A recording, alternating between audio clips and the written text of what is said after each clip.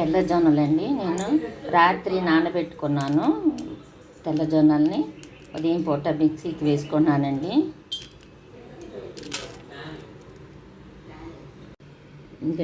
ఇదిగోనండి మిక్సీకి ఇట్లా వేసుకుంటున్నాను. చూసారుగా పిండి. దీంతో అండి బూరెలు తయారు చేసుకోవచ్చు, పిట్టు కూడా తయారు చేసుకోవచ్చు. చాలా బాగుంటుందండి పిట్టు. జొన్న బూరెలు తయారు చేసుకుంటున్నానండి. ఇప్పుడు మిక్సీకి వేసుకున్నాను కదా పిండిని.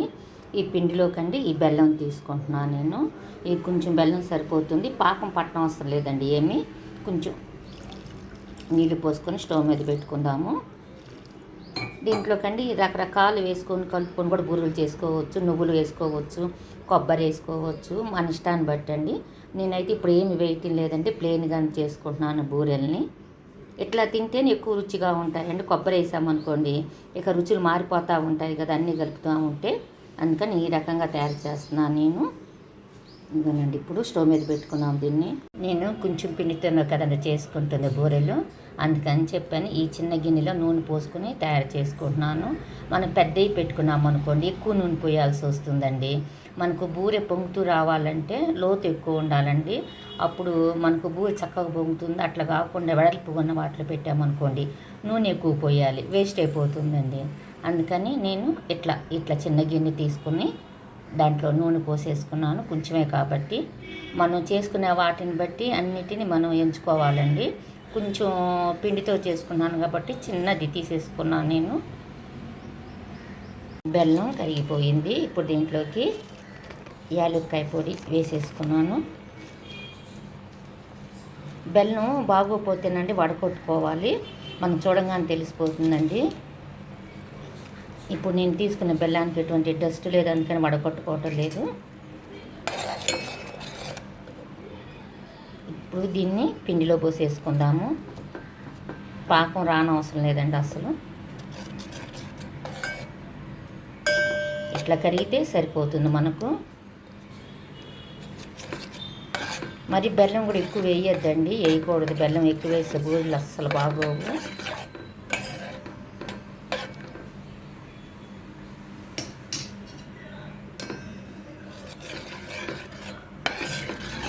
ఇది కొంచెం కూడా కరగనిద్దాము. ఇంకోనండి పిండిని జల్లించుకోలేదు, సరిపోతుందండి. మెత్తగా అయిపోయింది పిండి. ఎక్కువసేపు నానబెట్టుకున్నాను కదా. మరీ మెత్తగా ఉన్నా కూడా అంత టేస్ట్ బాగోవండి బూరెలు. మరీ మెత్తగా అయినా కూడా బాగోదు కాబట్టి నేను ఇక జల్లించుకోలేదు. కొంచెం బరకుంటేనే అప్పుడు జల్లించుకోవాలి పిండిని. ఇప్పుడు దీనిలోకి ఈ బెల్లం నీళ్ళు పోసేసుకుందాము. ఇదిగోనండి ఒకవైపు నూనె కాగుతూ ఉంది.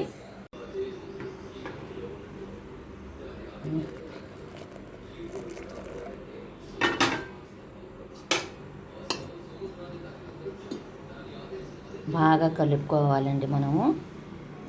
జొన్న పిండితో కదా చేసుకుంటుంది.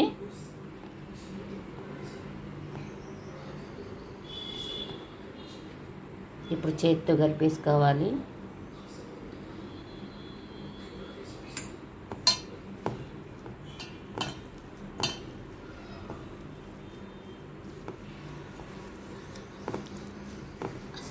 అట్లా పిసుకోవాలండి పిండిని.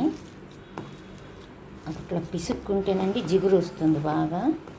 బూరిగడ బాగా పొంగుతుందండి ఇట్లా పిసుకుతే.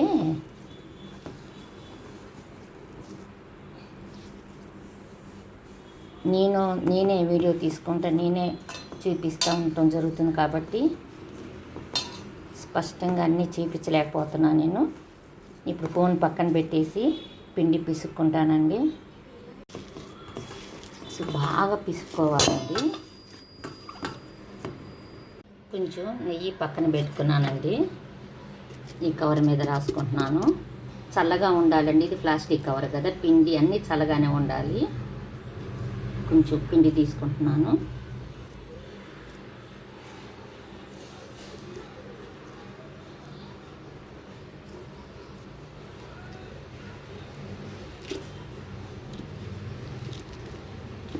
ఈ సైజ్ చాలండి. అంటే బూరె వేసుకుంటున్నాను.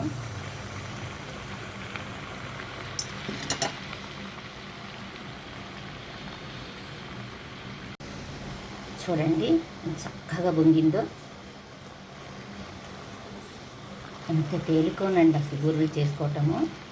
ఆదివారం కదా, అందుకని పిల్లలు తింటారులే అని చెప్పని చేసేస్తున్నాను. అసలు ఏమి వేయొద్దండి, జొన్న పిండి, బెల్లము, యాలక్కాయలు చాలండి. మీరే చూశారు కదా ఎంత చక్కగా పొంగిపోయాయో.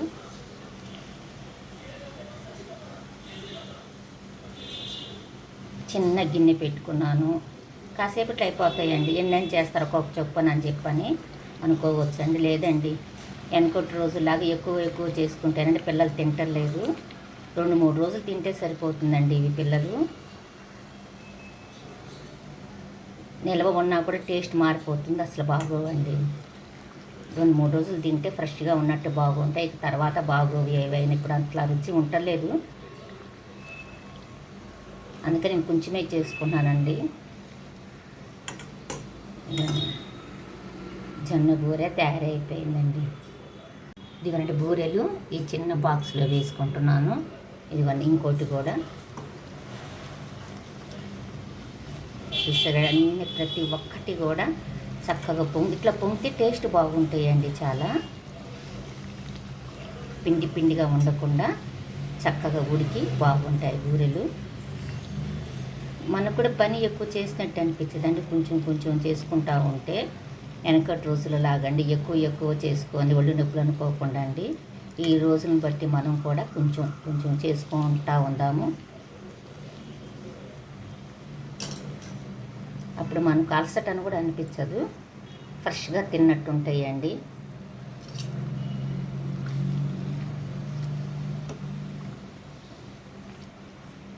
వెనకటి రోజులాగండి 10-20 రోజులు సరిపం చేసుకునేవాళ్ళు. ఇప్పుడు అట్లా కాదండి, అప్పుడు అట్లా చేసుకున్నా కూడా బాగా రుచిగా ఉండేయండి. ఫస్ట్ సారి తిన్నట్టే ఉండే 20 రోజుల తర్వాత కూడా. ఇప్పుడు అట్లా కాదు, 3 రోజుల తర్వాతే రుచి మారిపోతుంది.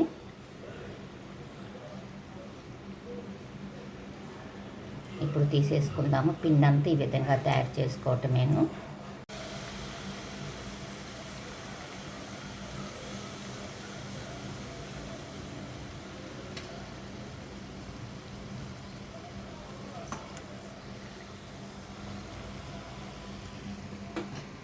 ఇవ్వనండి బూరెలు తయారు చేసుకోవటం అయిపోతుందండి. ఇవి చాలండి, అందుకని చూసారు కొంచెమేను, ఒక 3 రోజులు వస్తాయండి, చాలండి.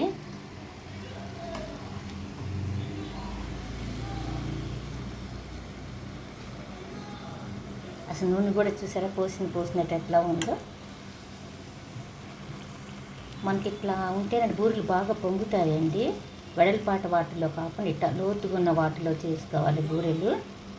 మనం అప్పుడు కొంచెం నూనె పోసినప్పుడు ఎక్కువ నూనెలా ఉండి బూరెని చక్కగా పొంగుతుంది, అడుగంటకుండా. ఇట్లా మన పైకి తేలాలంటే కింద నూనె ఉండాలి కదండి.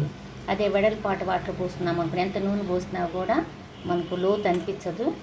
అందుకని కొంచెం లోతు ఉన్న వాటిల్లోనే బూరెని చేసుకోవాలి. అసలు నూనె పోసినట్టు చూశారు కదా. అది ఎక్కువ నూనెతో చేసుకున్నాను అనుకోండి, కొంచెమే కదా, ఆ కాగిపెట్టిన నూనె మళ్ళీ మనం ఎన్ని రోజులను వాడుకోవాలండి. అందుకని ఎప్పుడు నేను కొంచెంతోనే ఇట్లానే తయారు చేసుకుంటాను ఏవైనా. నేను అన్నీ కాదండి, ఇట్లా కొంచెం నూనెతో తయారు చేసుకున్నప్పుడు కొంచెం నూనెతోనే నేను ఇట్లా తయారు చేసుకుంటాను. రెడీ అయిపోయాయి. ఇంకా 4-5 బూరెలు అవుతుందండి పిండి, అంతేనండి.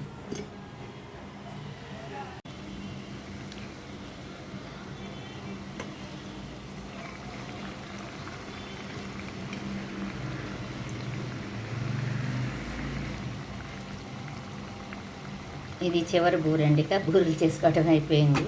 కాసేపు పట్టలేదండి బూరెలు చేసుకోవటం. అది పని చేసినట్టే అనిపించలేదు అసలు. అందరు ఈ విధంగానే తయారు చేసుకోండి. ఇంట్లో ఉన్న మనుషులు బట్టి తయారు చేసుకోవాలండి. నాకు ఇవి సరిపోతాయి.